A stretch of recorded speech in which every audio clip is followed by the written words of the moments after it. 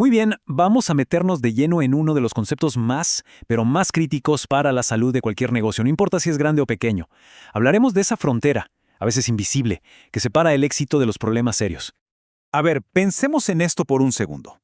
La pregunta es súper directa. ¿Existe un momento en el que, a pesar de estar vendiendo, facturando, moviendo producto, la ganancia es cero? ¿Un cero redondo? La respuesta es un sí rotundo. Y saber dónde está ese punto es, de verdad, fundamental. Y bueno, ese momento tiene un nombre. Se llama punto de equilibrio. Es exactamente eso, un balance perfecto donde los ingresos que entran son iguales a los costos que salen. No hay pérdidas, pero ojo, tampoco hay ganancias. Es, digamos, el kilómetro cero desde donde se empieza a construir la rentabilidad. Ok, vamos a sumergirnos en esto. Hay que pensar en el punto de equilibrio no como un simple número en una hoja de cálculo, ¿no? Sino como una línea divisora estratégica, una especie de frontera que todo negocio debe conocer y sobre todo vigilar muy de cerca. Pero a ver, ¿cómo encontramos esa línea? Para poder trazarla en el mapa financiero, primero hay que entender a los dos protagonistas de esta historia, los costos fijos y los costos variables. Miren, no todos los costos son iguales. Para analizar bien un negocio es clave separarlos en dos grandes familias, porque créanme, se comportan de maneras muy distintas. Y aquí está el meollo del asunto. Por un lado tenemos los costos fijos. Piensen en ellos como la base, el motor que siempre está encendido sin importar cuánto se venda. Por otro lado, los costos variables. Son como la sombra de cada venta. Si se vende más, crecen. Si se vende menos, pues disminuyen. Para que quede súper claro, ¿de qué hablamos con costos fijos? Bueno, pues del alquiler de la oficina o del local, de la factura de internet, de los sueldos del personal administrativo, del teléfono. Son esos gastos que llegan todos los meses, sí o sí, sin importar el nivel de actividad. Y en la otra esquina, los costos variables. Aquí estamos hablando del costo de la mercancía que se vende, el flete para enviarla, las comisiones que se pagan por cada venta, o los materiales directos para producir una unidad. Están, como ven, pegaditos a la operación. Perfecto. Una vez que tenemos claros estos dos tipos de costos, ya podemos pasar a la acción. Vamos a ver las herramientas para calcular con precisión ese momento cero del que venimos hablando.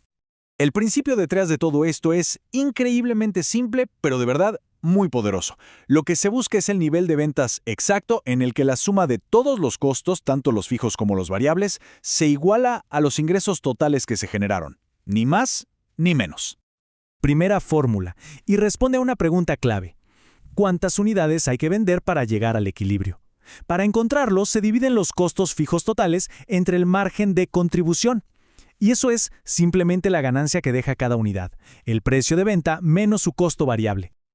Ahora, ¿y si en vez de unidades, lo que se quiere saber es el monto total de ventas que se necesita? Para eso existe esta segunda fórmula. Nos dice exactamente cuántos ingresos se deben generar para cubrir todos los costos y ¡pum!, llegar a ese punto de equilibrio. Es el objetivo, pero en dinero. Bien, ya vimos las matemáticas, pero la verdadera pregunta es, ¿y todo esto para qué sirve en la vida real? Pasemos a la parte más estratégica, que es donde el punto de equilibrio se convierte en una herramienta de gestión vital.